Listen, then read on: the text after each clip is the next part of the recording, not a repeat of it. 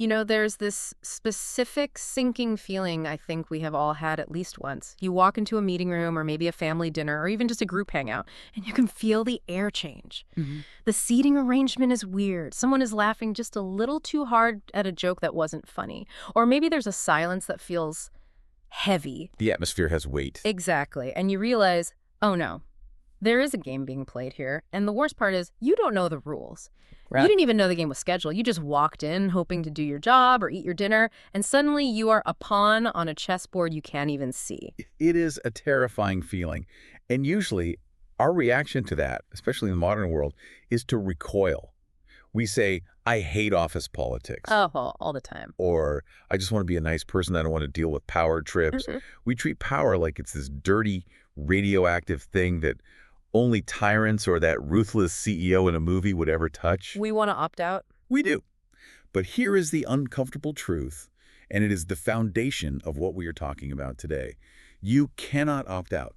You care. If you are a social creature living in a hierarchy, which we all are, you are in the game. You can choose to play it poorly, or you can choose to play it well, but you are on the board. Which brings us to the subject of today's deep dive.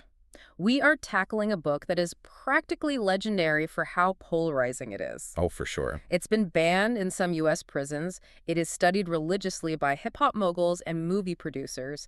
And I guarantee you there is a copy of it tucked away in the drawer of your boss's desk right now. It's probably a well-worn copy, too. We are talking about The 48 Laws of Power by Robert Greene. This book is a beast. And you are right about the polarization. People either treat it like a Bible or they treat it like a manual for evil. There's very little middle ground. But I think both of those views miss the point. Robert Greene didn't sit down and invent these laws to make people mean. He sat down and looked at 3,000 years of history. He went deep. We're talking ancient China, Renaissance Italy, the court of Louis XIV, 19th century con artists. I mean, the sheer scope of it is staggering. He looked at all of these disparate times and places and asked, what worked? Right. What are the patterns? When someone rose to power, how did they do it?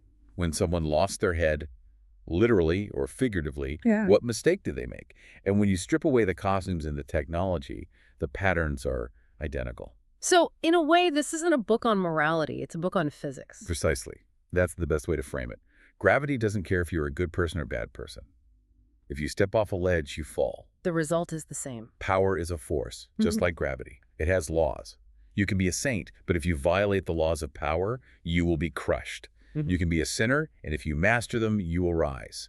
The laws themselves are amoral. And that is our mission today. We aren't here to teach you how to become a dictator. Please don't. Please don't become a dictator. But we are here to decode the physics of social interaction. Because if you don't understand the laws, you can't defend yourself against them. It is defensive warfare. That's what it comes down to. You need to spot the manipulation before it works on you. And this is where Greene starts, right? In the preface, he sets up this whole philosophical framework. He does. He sets this up beautifully with a concept from Roman mythology, the double-faced Janus. I love this image. Break this down for us. Who is Janus? So Janus was the Roman god of beginnings, gates, doorways, transitions. He is always depicted with two faces on one head. Looking both ways. Exactly. One face looks backward into the past.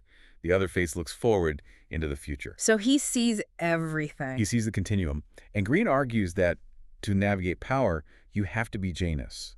You have to look at the past history, human nature, the mistakes people have made for thousands of years. And you have to accept that human nature hasn't really changed. Not fundamentally, no. We still have the same jealousies, insecurities, and greed as the courtiers in Renaissance Italy. That's the backward-facing face. Right. But you also have to look forward. You have to be adaptable. You can't be rigid in your thinking. Because the circumstances are always changing. Always. You have to see the game as it is evolving right in front of you.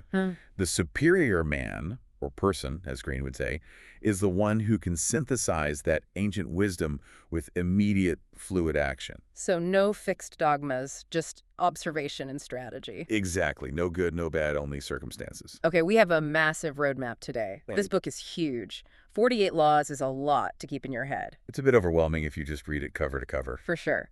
So we have distilled this down into thematic clusters. We are going to explore the art of appearance, then the mechanics of influence, then strategic isolation, cultivating a following, execution and timing, and finally we'll end with some psychological warfare. It is a full arsenal. It really is. So let's jump in. Section 1, the art of appearance and perception. Because as Greene says, everything is judged by appearance. What is unseen counts for nothing. This is Law 6. Court attention at all costs. This one hits hard because I think a lot of us were raised with the opposite advice. Keep your head down, work hard, and you'll be noticed. Don't make a scene. Right. The nail that sticks up gets hammered down, all that stuff. And that is the advice of the bland and timid masses, as Greene puts it. And in the game of power, that advice is lethal. Why lethal? Because if you are invisible, you have zero power. You cannot influence anyone, you cannot sell anything, you cannot lead anyone if they don't know you exist.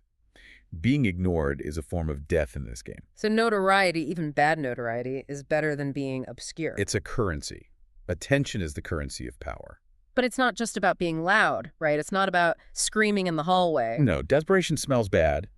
It's about being compelling. It's about being a magnet. Greene uses the example of P.T. Barnum. The greatest showman. We think of him as this massive circus mogul. But early in his career, he was just a guy with a struggling museum in New York City. Nobody was coming in. He was on the verge of bankruptcy. So he needed a marketing stunt, a big one. But he didn't just buy an ad in the paper. He understood human psychology on a much deeper level. He hired a man, essentially a beggar, and gave him a stack of bricks.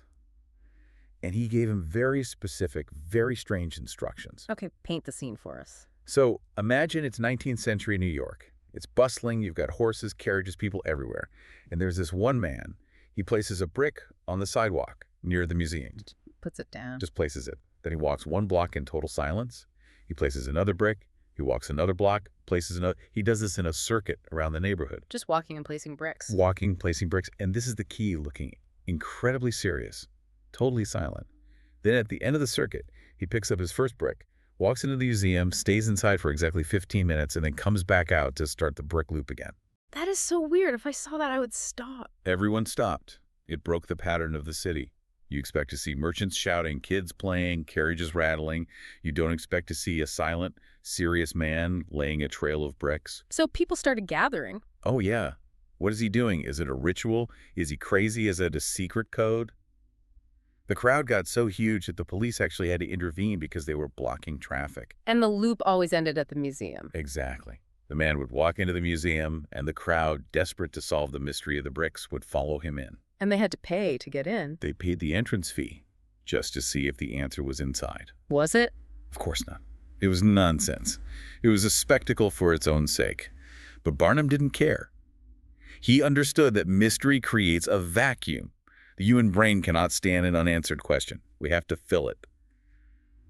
Barnum turned that curiosity into cash. He manufactured attention out of thin air. That idea of mystery being a power tool, that comes up again with Mata Hari. Oh, absolutely. Mata Hari is the ultimate example of manufacturing a persona.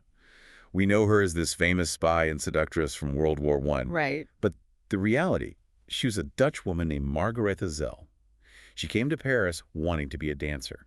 But there was a problem. The problem was she wasn't actually a very good dancer. She had no formal training. She's getting a bit older by the standards of the time. If she had just auditioned as Margaretha from Holland, she would have been laughed out of the room. She was too common, too boring. Exactly. So she lied. She completely reinvented herself. She told everyone she was born in the East Java or Sumatra. She claimed she was raised in a holy temple and that the dances she performed were sacred religious rituals that no Western eyes had ever seen. She exoticized herself, made herself mysterious. She wrapped herself in veils, literally and metaphorically. Paris at the time was obsessed with the Orient, with the exotic. She became a screen onto which they projected all their fantasies. She wasn't selling dance steps, she was selling a story. She was selling the unknown. And the lesson there is about oversharing. We live in an age where everyone puts everything online. It is. In the age of social media, we are encouraged to share everything. Here is my breakfast. Here is my trauma. Here is exactly who I am. Greene would say that is a massive mistake. Why? The more you explain yourself, the more common you appear. The more you talk, the less your words mean. A little bit of silence, a little bit of ambiguity. It makes you seem more profound than you are. Mystery creates anticipation. It forces people to interpret you. And while they are busy trying to figure you out, you have the upper hand. You control the frame. This leads perfectly into Law 30. Make your accomplishments seem effortless. This is the concept of sprezzatura. Sprezzatura. It's a beautiful word from the Italian Renaissance. It essentially means studied carelessness. Studied carelessness. That sounds like a contradiction. It is, and that's the point. It is the art of doing something incredibly difficult, but making it look like you just thought of it 3 seconds ago. It's grace under pressure, but taken to an almost deceptive level. Why is that so important? I feel like in school, we are taught to show our work. We want credit for the effort. In school, yes. In power, no. If you show the sweat, if you show the late nights, the stress, the trial and error, you break the illusion. How so? If I see you working incredibly hard to achieve something, I might respect your work ethic, but I don't think you are a genius. I think, well, if I work that hard, I could do it too. You become human. Yeah. Relatable, maybe, but not awe-inspiring. You want to appear superhero. You want to appear like a natural force, like it's Yeah. just part of your nature to be brilliant. The classic case study here is Harry Houdini. The escape artist. We all know the legend, escaping from safes, from straitjackets, from being thrown in a river, locked in a box. But what people forget is that Houdini was a mechanic. He was a technician. He knew locks inside and out. He practiced endlessly. He had immense physical strength. But he never, ever let the audience see the practice. He never revealed his methods. He hid the work. He went further. He counterfeited the struggle. For example, he might be in a straitjacket inside a cabinet. Right. You could probably get out of it in 2 minutes. He was that good. But he wouldn't come out in 2 minutes. No way. He would stay in the cabinet for 10 minutes. He would read the newspaper. He would wait, Just killing time. building tension. He would make noises so the audience could hear him struggling. He would gasp for air. He would let the dread build in the room. People would start to think, oh my God, he's not going to make it this time. So they're on the edge of their seats. And then, at the perfect moment, boom! He bursts out, sweating, panting, looking like he just survived a war. Even though he'd been sitting there reading the paper. Exactly. If he had just clicked the lock and walked out instantly, the audience would have said, oh, it's a trick lock. By performing the struggle but hiding the method, he seemed like a wizard. He turned a mechanical skill into a miracle. Greene uses the image of the racehorse here, which I think is perfect. It's a great analogy. If you go to the stables before a race, the horse is a mess. It's skittish, it's sweating, there's manure, it's straining. It's kind of ugly, really. It's all the messy reality. But from the grandstands, from the audience's perspective, it is pure grace, it is speed, it is power. It's a beautiful, elegant creature. Greene's advice is, keep the public in the stands. Never let them into the stable. That is such a good rule for leadership, too. If you are a manager, you don't want your team to see you panicking over the spreadsheet at 2 a.m. No. They just want to see the clear, decisive plan the next morning. It gives them confidence. Exactly. Show the result, hide the process. It creates an aura of calm competence that is incredibly powerful. Now, part of this appearance game is not just how you act, but the symbols you surround yourself with. This is Law 37. Create compelling spectacles. This is powerful because it bypasses the brain. Words are dangerous. Greene emphasizes this constantly. Why are words so dangerous? Because words can be argued with. If I say I am powerful, you can say no, you're not. If I try to explain why I'm in charge with a 5-point plan, you can debate my logic. You can pick it apart. But visual symbols hit the gut. They create an emotional reality that is very hard to argue with. Think of the cross in Christianity or a national flag. They don't need explanation. They trigger immediate feeling. The story of Diane de Poitiers is a masterclass in this. She was the mistress of King Henri II of France, but there was a massive problem with her position. A huge problem. The age gap. Right. Henri was in his 20s, a young, vigorous king. Diane was in her 40s. In a French court that was obsessed with youth and beauty, she was ancient. She was extremely vulnerable to being replaced by a younger woman. So she couldn't compete on youth. It was a losing battle. No. So she changed the battlefield. She created a personal brand of mythology. She associated herself with the Roman goddess Diana, Diana Hunter. who was, ironically, the goddess of chastity and the moon. So Diane de Poitiers, the king's mistress, started wearing only black and white colors of mourning and modesty. Which is completely counterintuitive for a royal mistress. Totally. That was brilliant. She filled the palaces with symbols of the goddess Diana, crescent moons, stags, bows, and arrows. She didn't try to be a hot young mistress. She became a deity.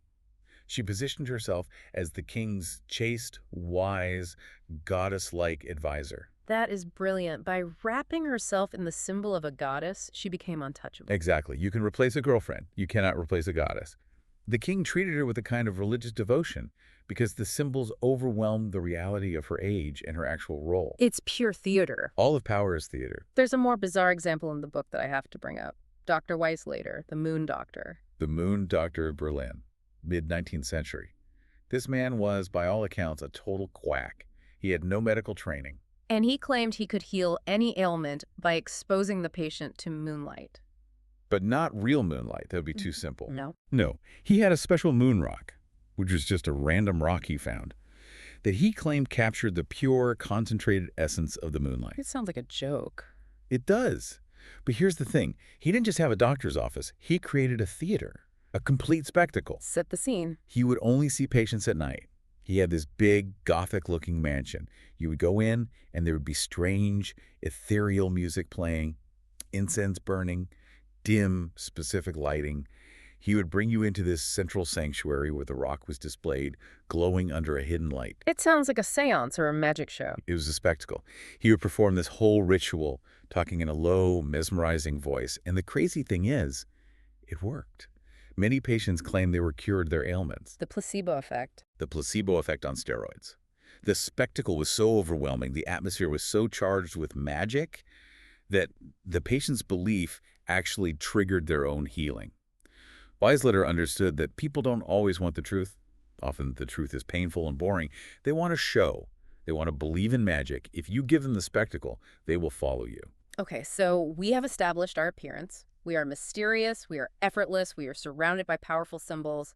Now we have to actually interact with people. We have to navigate the hierarchy. Right, now you enter the court. This moves us to section 2, the courtier's strategy. This is the mechanics of influence. Greene talks a lot about the court. And we should clarify, he's not just talking about guys in tights at Versailles. Right, the court is a metaphor for any modern power structure. It is any hierarchy. Your office is a court. A university department is a court. A board of directors is a court. It is any place where people are dependent on a leader, the king or the CEO, but are secretly competing with each other for favor and resources. And it's a dangerous place, full of what Greene calls mutual dependence and secret hostility. A perfect description. So what is the strategy for surviving this? Law 24 is play the perfect courtier. What does that mean? The perfect courtier is a master of indirection. He isn't an obvious suck-up that's too crude. Everyone sees through that. He's subtle. He is like wax. Wax, what does that mean? Pliable. Greene says you must be like wax. You take the shape that is needed for the situation. You are polite, but your politeness is a shield. It makes you slippery and hard to get a handle on. So you don't have a rigid personality? No. If you're rigid, you're always speaking your truth and being blunt. You will break. You'll offend someone powerful. Wax bends, it adapts, but it survives. One of the biggest mistakes people make in the court, and I think smart, competent people are especially prone to this, is trying to prove they are right. Oh, this is the engineer's trap. This is Law 9, win through actions, never through argument. This is the smart person trap. Intelligent people think the facts win. They think, I have the data. The data says X. If I explain X to the boss, he will have to agree with me because I am correct. And when the boss disagrees, they argue. They double down on the facts. And that is fatal. Because when you argue with a superior, you are not really talking about the facts. You are communicating two dangerous unspoken things. One, we are equals. And two, I am smarter than you. You're challenging their authority. You're attacking their ego. And when the ego is threatened, logic leaves the building. They will resent you for making them feel stupid, even if you are right. There is a brutal story in the book about a Roman engineer and a general named Mucianus. It's a terrifying cautionary tale. Mucianus was preparing for a siege and needed a battering ram. He sends a messenger to the top naval engineer in the city saying, "Send me the largest mast you have from the ships." No, the engineer knows his stuff. He's an expert. He knows the largest mast is too heavy, it will be hard to transport, and its weight will make it clumsy and ineffective as a ram. The smaller mast is actually structurally superior for the job. So the engineer, thinking logically, decides to argue. He explains all the physics to the messenger. He sends the smaller mast, thinking, when the general sees how well this works, he will thank me for my expertise. He was trying to be helpful. He was trying to do a good job. He was trying to be right. When the small mast arrived, Mucianus didn't look at the physics. He didn't care about the structural integrity. He looked at the insubordination. He'd given a direct order, and it was disobeyed. What did he do? He had the engineers stripped naked and flogged to death with his own mast. Yikes. Yeah. Talk about a tough performance review. The engineer was right about the mast, but he was completely wrong about the game of power. He forgot who was in charge. So what should he have done? If your boss is about to make a huge mistake, do you just let them crash the car? No. You don't argue, you demonstrate. You pull a Michelangelo. The story of the statue of David. This is one of my favorite anecdotes in the book because it's so clever. Michelangelo finishes the David. It's a masterpiece. Soderini, the mayor of Florence, the guy paying the bills, comes to inspect it. The client. The client. He looks up at this magnificent statue, puffs out his chest to feel important, and says, "It's wonderful, but the nose is too big."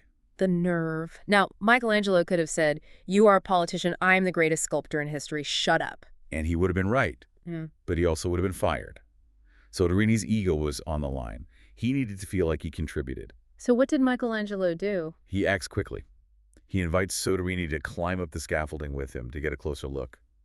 As he goes, Michelangelo grabs his chisel, but he also secretly grabs a handful of marble dust from the floor. The dust is the key. He climbs up to the nose. He starts tapping with the chisel, tap, tap, tap.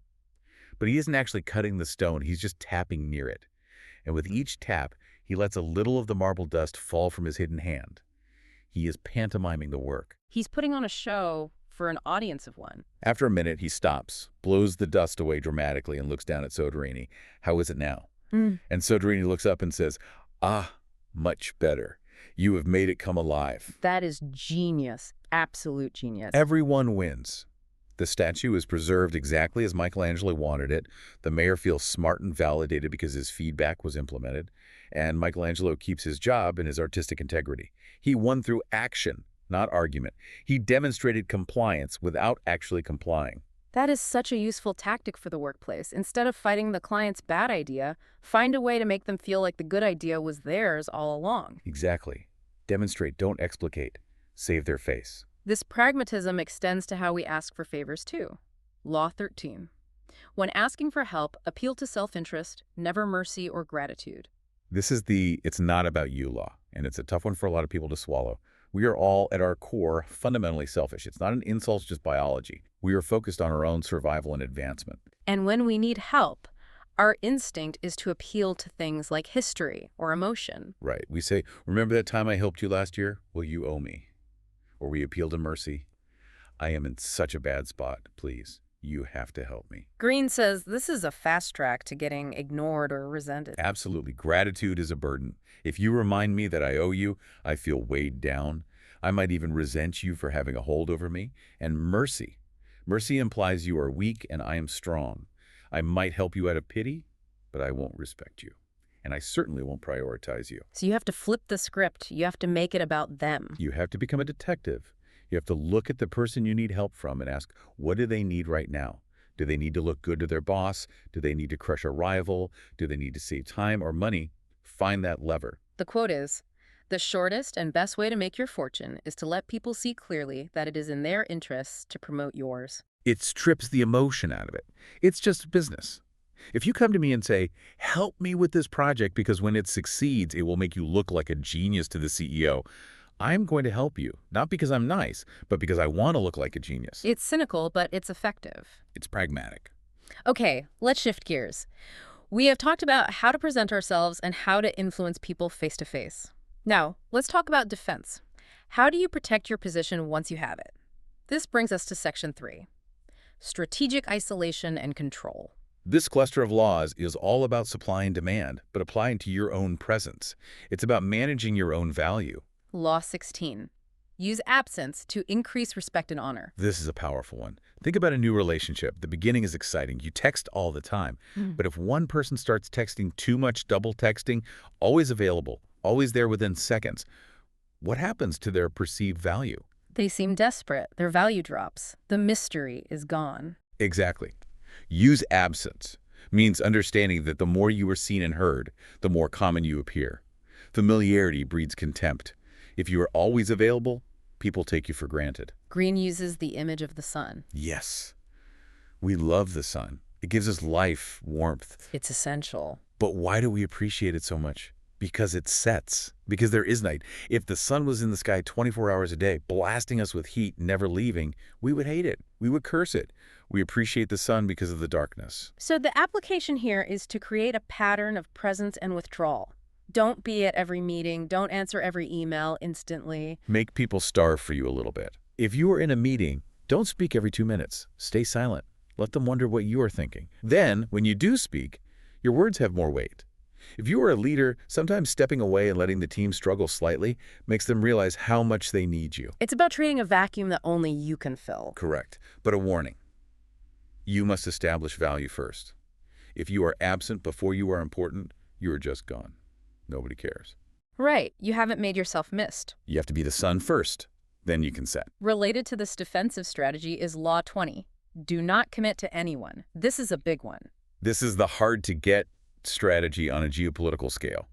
And the undisputed master of this was Queen Elizabeth I. The Virgin Queen. I think people misunderstand her Virgin Queen branding. They think it was just about prudishness or religious devotion. It wasn't. It was one of the most brilliant defensive plays in political history. Shift the context for us. It's the 16th century.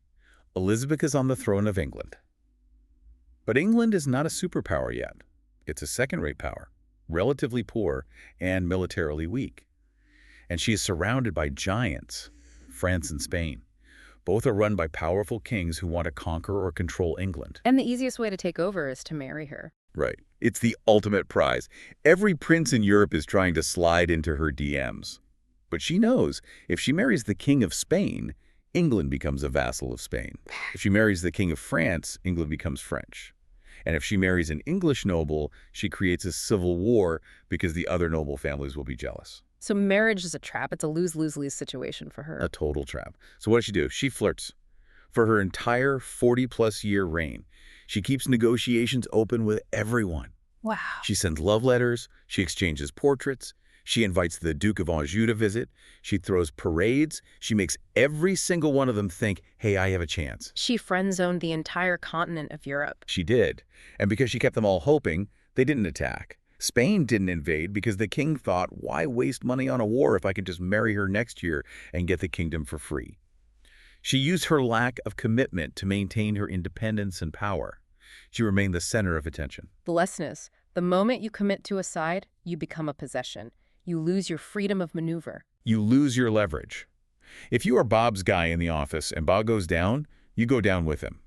If you are friendly with everyone but owned by no one, you are a power player. You can play the sides against each other. Now, keeping people guessing isn't just about alliances. It's also about your day-to-day behavior. Law 17. Keep others in suspended terror. Cultivate an air of unpredictability. Humans are creatures of habit. We are pattern recognition machines. From the moment I meet you, I'm constantly building a mental model of your behavior. He's a nice guy.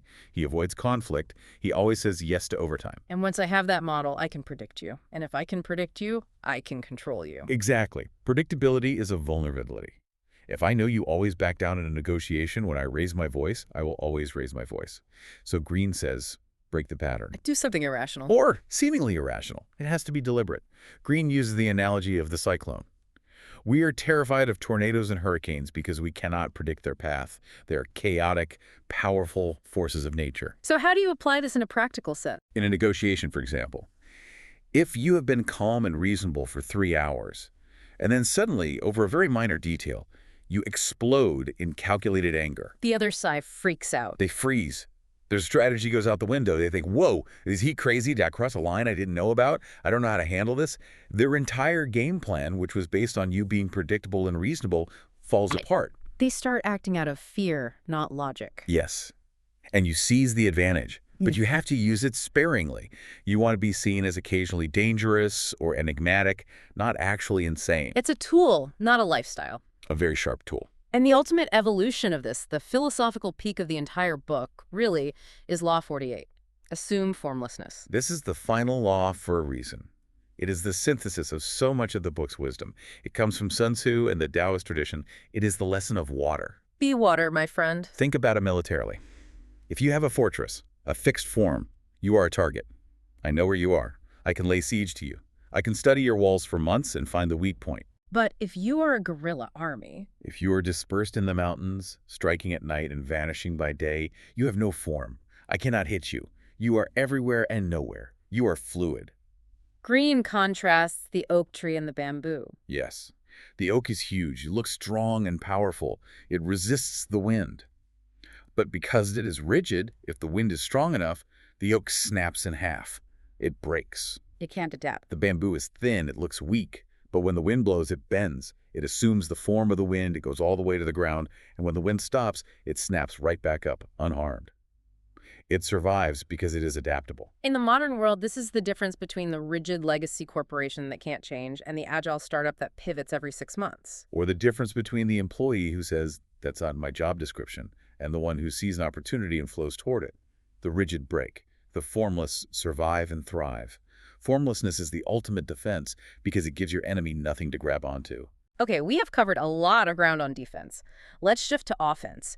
Specifically, how do you build a massive, devoted following? How do you get people to not just listen to you, but believe in you? This is Section 4, Manufacturing Authority. We're entering the realm of cults and charisma. This is Law 27. Play on people's need to believe to create a cult-like following. Greene lays out a literal 5-step blueprint here, and it is actually kind of scary how accurate this is. If you watch any documentary about a cult, or even look at some modern multi-level marketing schemes or political movements, they follow these steps exactly. It works because it targets a fundamental human need. We are desperate to believe.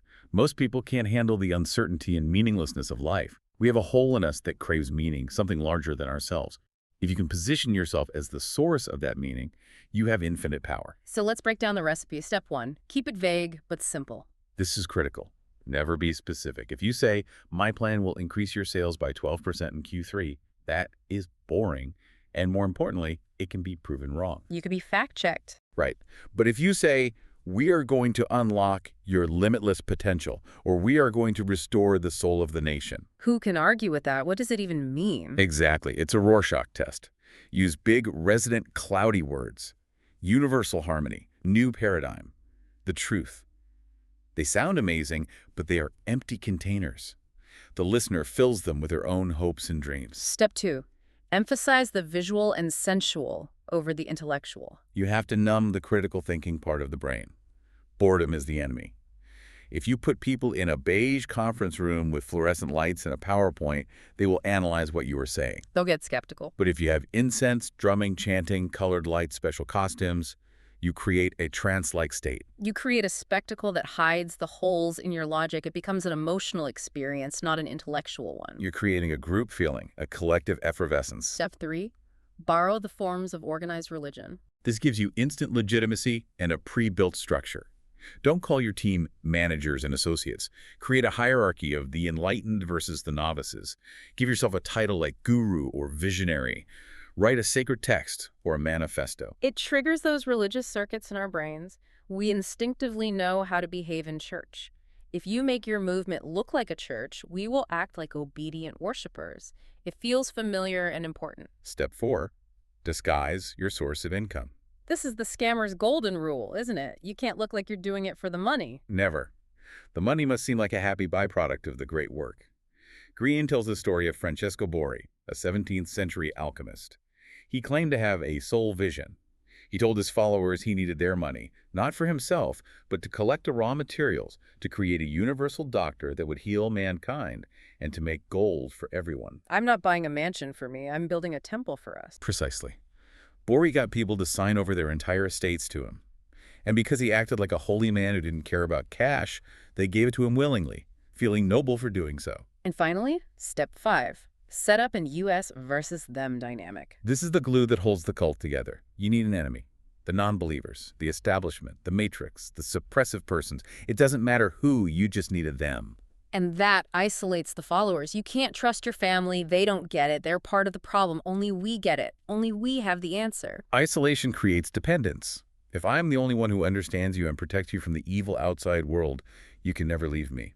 It unifies the group against a common foe. It is a dark, dark playbook, but it works. And it works because it relies so heavily on Law 32, play to people's fantasies. Because the truth is usually unpleasant.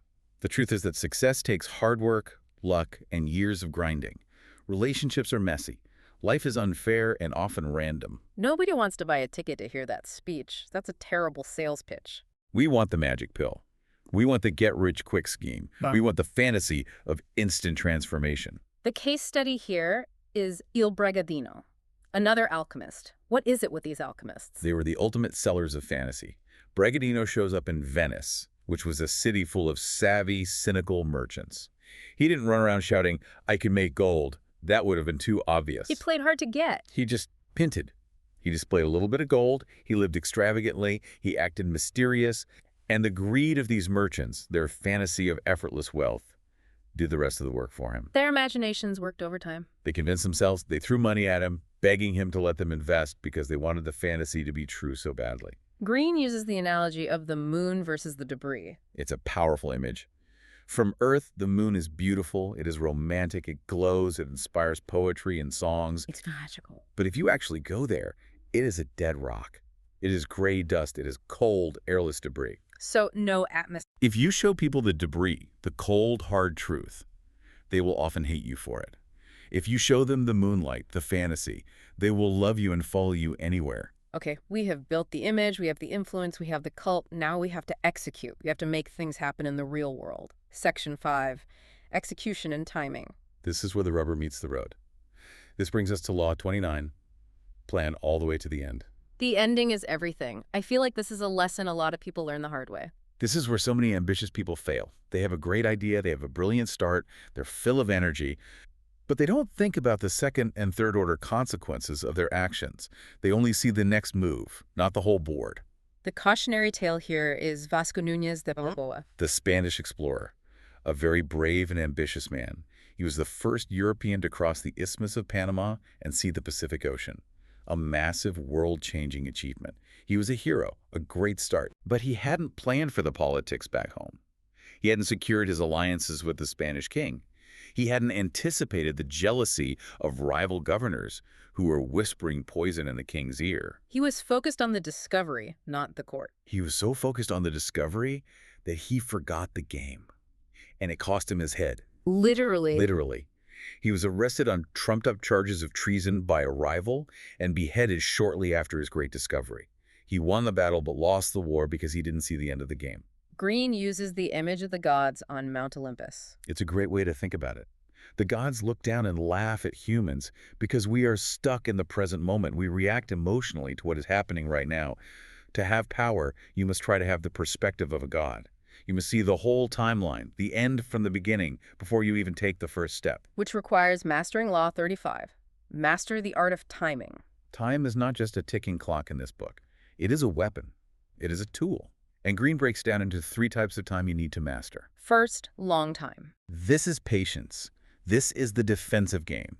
It is the ability to wait, to control your emotions, to let the fruit ripen on the vine. So many people fail because they're impatient, they act too soon, and the opportunity is lost. Second force, time. This is offensive. This is about disrupting your opponent's timing, making them hurry, setting arbitrary deadlines. Houdini used to do this. He would cut meetings short or interrupt people just to throw them off their rhythm. If you can make your opponent rush, they will make mistakes. And third, end time. This is the moment to strike. When the waiting is over, you must move with speed and decisiveness. No hesitation.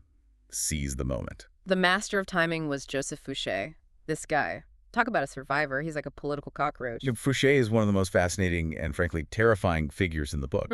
He lived through the French Revolution. He started as a radical revolutionary who voted to sentence King Louis VI to death. Then, when the mood changed and the reign of terror got too hot, he helped bring down Robespierre. Then he served Napoleon as his ruthless chief of police. Then, when Napoleon fell, he served the returning King Louis VIII. The brother of the king he had killed. How is that even possible? How did he not end up on the guillotine? Timing. Fouché had an incredible nose for the political wind. He knew exactly when a regime was collapsing. He knew exactly when to keep his head down and wait, long time, and exactly when to betray his boss and jump ship, end time. He never committed to a sinking ship. He jumped just before it hit the iceberg, every single time. It is ruthless but impressive. The ultimate pragmatist. Now, speaking of timing, Law 45 is crucial for anyone trying to introduce new ideas into an organization. Preach the need for change, but reform slowly. This is a paradox that trips up a lot of new leaders. We love the idea of change. We love words like innovation and disruption. But psychologically, we hate it. We are creatures of habit. We crave the familiar. If you change too much too fast, people revolt, even if the change is for the better. Look at Thomas Cromwell in the court of Henry VIII. He was the architect of the English Reformation. He tried to convert England to Protestantism practically overnight. He smashed the religious statues, he banned the holy festivals, he changed the rituals that had been in place for centuries. It was too much shock to the system. Way too much. And the result was the Pilgrimage of Grace, a massive popular rebellion in the north of England that nearly toppled King Henry's throne. Cromwell moved too fast. He didn't respect the habits and traditions of the people. So Greene argues that if you want to change things, you have to disguise the change. You must make the change feel like a gentle improvement on the past. Retain the old forms, the old names, the old rituals, even if you are gutting the content and changing everything underneath. So don't say we are deleting the entire system. Say we are returning to the core values of the original system by updating this one outdated process. Exactly. Make the revolution feel like a comfortable evolution. It's comforting, and it meets with far less resistance.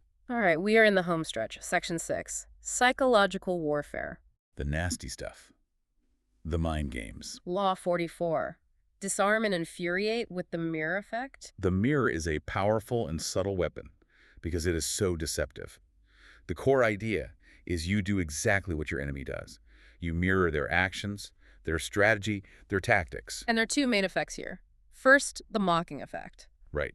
If someone is being aggressive toward you, and you mirror their aggression perfectly, or if they're being petty and bureaucratic and you mirror their pettiness right back at them, it is incredibly infuriating for them. Why? Because it shows them how ridiculous they look. It's like holding up a literal mirror to their bad behavior. They get angry. And remember, in the laws of power, if you get angry, you lose control and make mistakes. But there is also the deceptive, strategic effect. This is the deeper level. If I mirror you, you can't see my strategy. You only see yourself. My own intentions become invisible.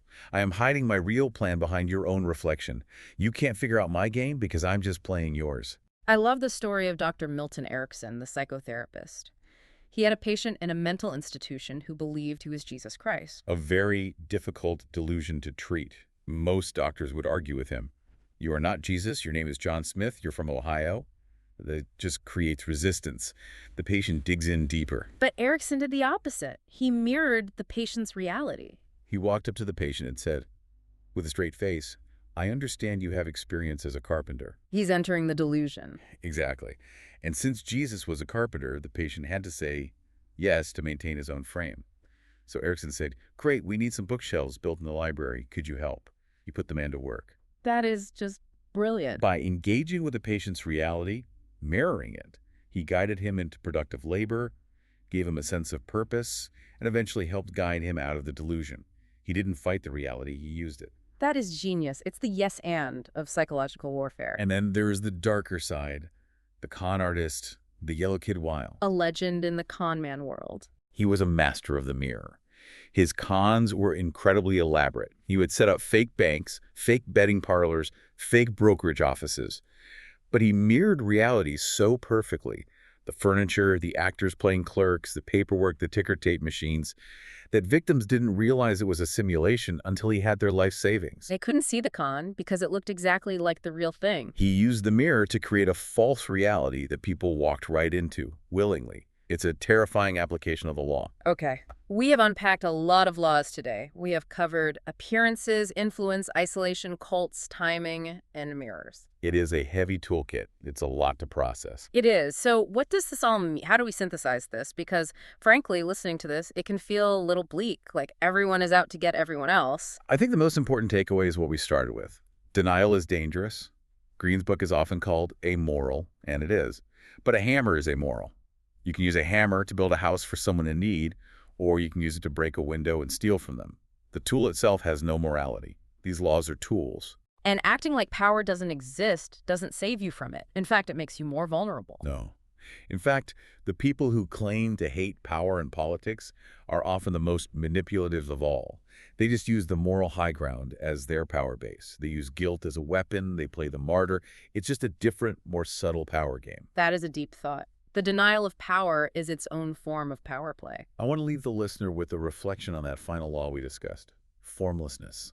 We live in a world of constant surveillance, of data collection. Hmm. Everything we do is tracked, recorded, categorized, and analyzed. We're all being put into boxes. In a world that is increasingly rigid and transparent, the only true power might be the ability to be ungraspable. To be like water. To change your shape, your speed, and your strategy before anyone realizes you were there.